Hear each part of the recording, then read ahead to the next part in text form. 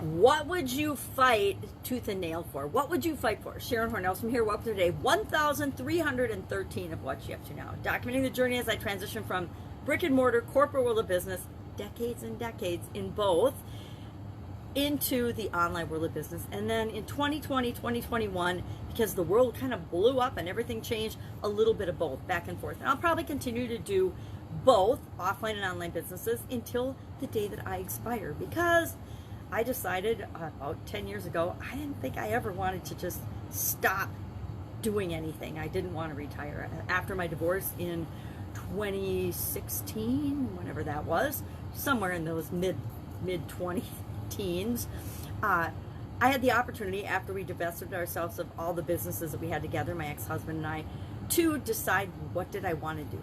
I've always been curious about the online world and about the internet, and it gave me the perfect opportunity to check it out, to jump in and see what I could do here, what I wanted to do, what it meant to me, and kind of figure it out. Now, my original goal is to duplicate my offline success and how I define success online. And I will admit, have not achieved that yet. I did really well offline. So online, if I want to create the same exact results, it's a different game. It's a different strategy. It's a different plan. And the truth is, I actually probably went after it the same way I went after my offline career, in terms of exploring, investigating, trying to find out what I was passionate about, what I was interested in, who I wanted to serve, where, who did I want to work for, what did I want to study, where did I want to go to college, etc.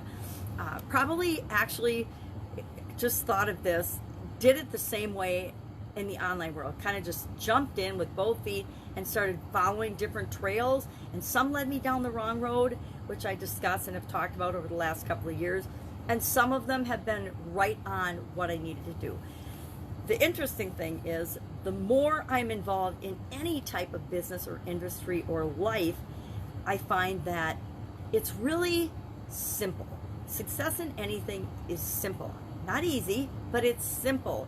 And we as human beings, me included, try to overcomplicate the living daylights out of everything. Everything we try to make super duper complicated. Every communication, every word, every picture, every meaning, everything we say, think, feel, do, we just make up all kinds of stories and complicate the daylights out of it. So the older I get, the more I'm trying to step back and say, okay, what's really going on here? If I were to break this down into a simple formula, what would it be? Is it A plus B plus C equals D? Or is it, it only has to be A plus B equals C. That's all it has to be. Can it be that simple? Can it be that easy? And then I test it out. I say, okay, yeah, it really is that simple. It really is a simple formula. Almost everything we want or do or want to create can be broken down to a very simple 4 or 5 step process.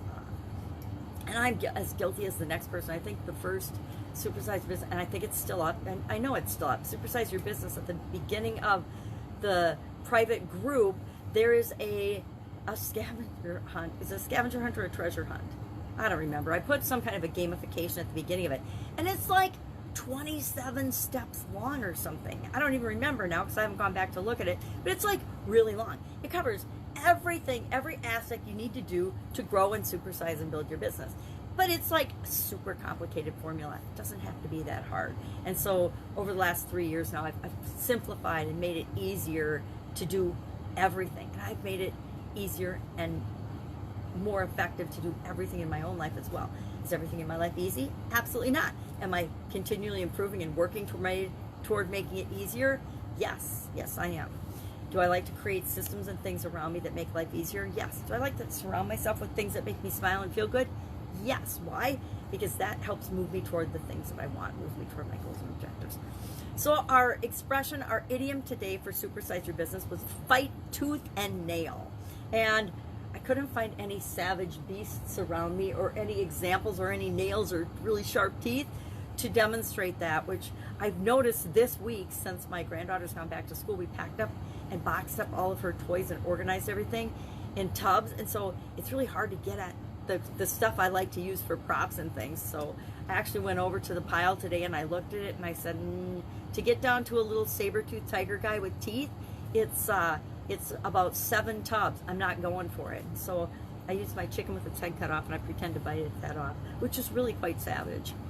So got into the whole, or I would love to have the whole discussion with someone else besides just myself this morning about what are you willing to fight for? What would you fight tooth and nail for?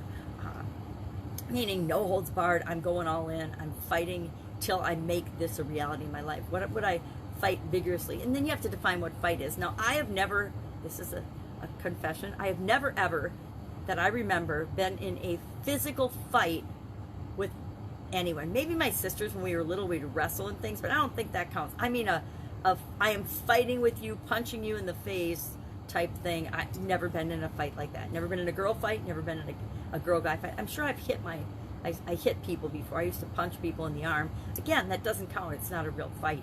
But what would you fight for? What is something that you're willing to fight for? In the context of Supersize Your Business, I'm like, if you're not willing to fight for your business, and maybe it doesn't mean you're going to cross legal, ethical, moral lines, but if you're not willing to fight for and do what it takes to keep your business going, and a lot of people got tested in 2020 with the COVID-19 restrictions and stuff, and continuing into 2021, and who knows how many years will be affected.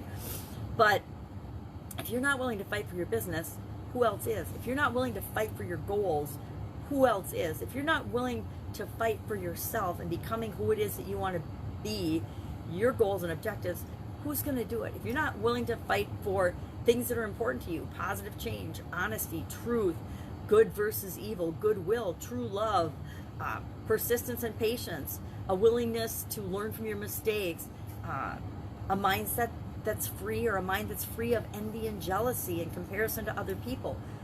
What are you willing to fight for? Are you willing to fight for your life, your health, your livelihood, your dreams and goals and objectives? And again, if you're not willing to fight for them, who do you expect to fight for you? Who do you expect to fight for your goals and dreams and objectives and your being you, if not you? I guess the biggest one I would add to the list that I found was, hey, fight for the right to be yourself, and then be yourself. Go out and be the example for other people as well. So I really like, I never even thought about fight tooth and nail, but I really like the idea of fighting tooth and nail and deciding what is the line in the sand for me, because there's always going to be a line I don't want to cross. Now, I will admit, if someone was trying to kill my children, or my grandchildren, I believe that I could use deadly force. I could shoot them. I could whack them on the head. I could knock them down. I could harm them so that they would not harm myself or my kids, the people I love and care about the most. I will fight for what I believe in with respect to my customers and clients and the people that I serve, just like I would my family. I will fight for them to become the best version of themselves and serve other people to the best of their ability. So what would you fight for? What are you willing to fight for? That was our idiom today, and our annual challenge today to do one thing every day that centers us was about unseen beauty or unnoticed beauty. And I thought it was a great perspective. It was asking a couple of questions, because there's so many beautiful things around us all the time that we just don't notice. And it's grab my magnifying glass. What is your favorite sight? What's some of your favorite sights? What if what if I had never seen this before? And what if I knew I would never see it again? How would you look at and see your own face if you had never seen it before? Say you were blind and you had an operation and all of a sudden you could see your own face. How would you feel? What would you think about your own face?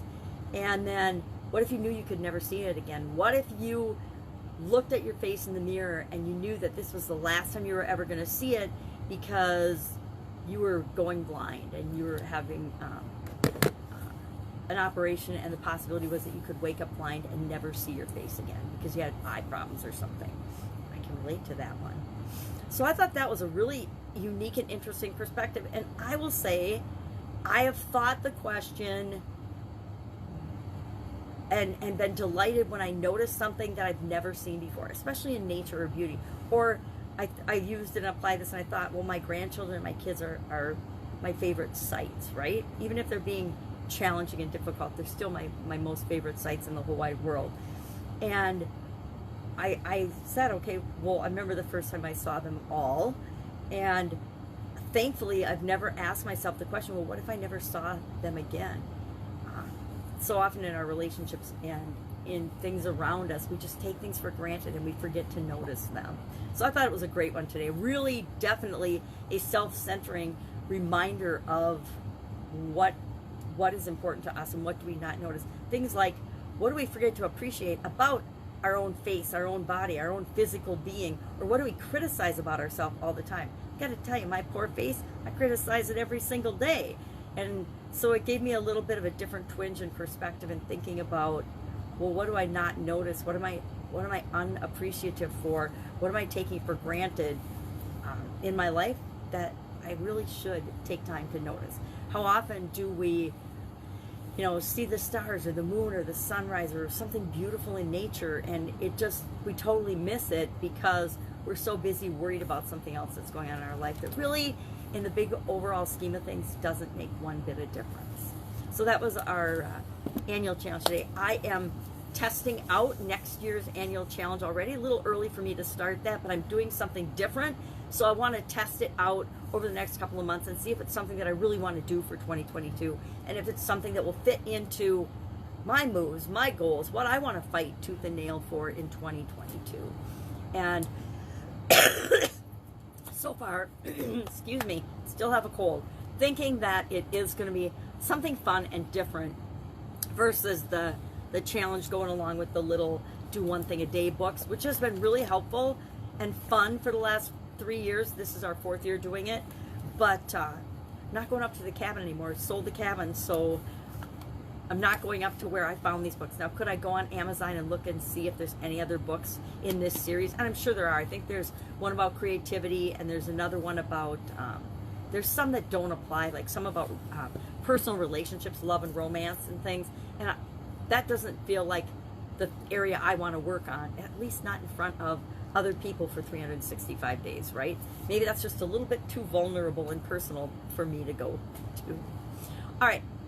Any questions? If you need help with anything offline or online, pretty much most industries related, you have a question about that and you've looked and you don't know who to ask, please, please, please reach out and ask me. I might not know the answer, but I guarantee I can help you figure out what to do next, who to contact, what to do, where to go, where to look, so you don't ever have to feel stuck.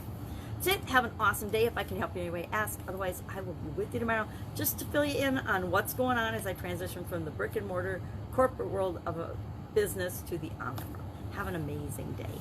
Bye.